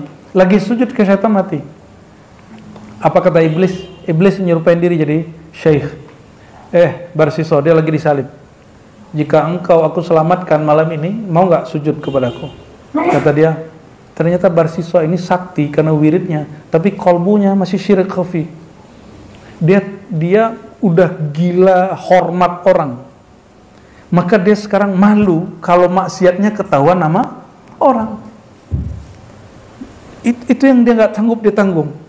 Dia nggak sanggup menanggung maksiat dia ketahuan sama orang. Maka si iblis nih jual bab itu. Ntar ente kalau besok dieksekusi, malunya kamu sekampung. Mau nggak kamu selamat? Malam ini melarikan diri. Mau? Ya? Dibuka, tapi syaratnya satu. Sebelum kamu lari, kamu sujud dulu kepadaku. Di waktu dia sujud, ternyata itu ajalnya, mati dalam keadaan syirik. Itu yang disebut dalam hadis qudsi, bukan hadis qudsi, hadis penciptaan makhluk ya. Fawalladzi la ilaha ghairuh. Demi Allah yang tiada Tuhan selain Dia. Inna ahadakum ya'mal bi'amali ahlil jannah. Ada seorang kamu, ini maksudnya Barsisa, beramal seperti ahli surga. Bainahu hatta yakun bainahu wa baina al-jannah bainaha kadhira. Sehingga antara dia dan surga hanya satu jengkal. Fayasbiqu alal kitab. Tapi Alkitab telah menetapkan. Apa yang ditetapkan di Alkitab? Siapa yang syirik khafi, dia mati su'ul khatimah. Itu yang disebutkan dalam Alkitab. Itu yang tertulis di Lauh Mahfuz. Ya. Fayasbiqu alal kitab, telah tetap dalam Alkitab. Apa yang telah ditetapkan terdahulu di kitab? Dia syirik khafi. Dia cuma menzahirkan amalan saleh, batin dia masih syirik khafi. Faya'mal bi'amali ahlil nar fayadkhulaha. Lalu dia beramal seperti amal orang ahli neraka, yaitu syirik, dan dia mati dalam keadaan syirik. Siapa orang yang dimaksud Nabi sallallahu alaihi wasallam? Barsisa. Nauzubillah min dzalik. Semoga kita dijaga semuanya. Berarti wajib belajar ma'rifat. Jangan dahulukan ritual sebelum mengenal siapa yang disembah. Ya. Jadi apa kata beliau? Orang yang mengundur-undur taat, mengundur-undur ngaji, mengundur belajar ma'rifat, mengundur-undur belajar tasawuf, menunda-nunda untuk hijrah, ya. Orang itu min ghururis syaitan. Dia sedang ditipu syaitan. Wa min aina laka hadzal ilm? Kamu tahu dari mana ilmu ini? Kamu tahu dari mana setelah kamu bertaubat kamu maksiat lagi? Kata Ibnu Athaillah apa? Masih ingat yang saya bahas? Jangan hina pemaksiat, siapa tahu itu akhir maksiat dia. Maka kita kalau terjebak maksiat, jangan putus asa, siapa tahu itu akhir maksiat kita. Dan jangan juga jumawa kalau berjasa, punya ketaatan, punya kelebihan, siapa tahu itu akhir antum taat. Besok udah maksiat semua. Nauzubillah summa nauzubillah, ya. Wa sa antamuta ta'iyan qabla an ta'uda ila zan. Sama kalimatnya Bu ya. Boleh jadi siapa tahu kamu mati setelah tobat. Ya.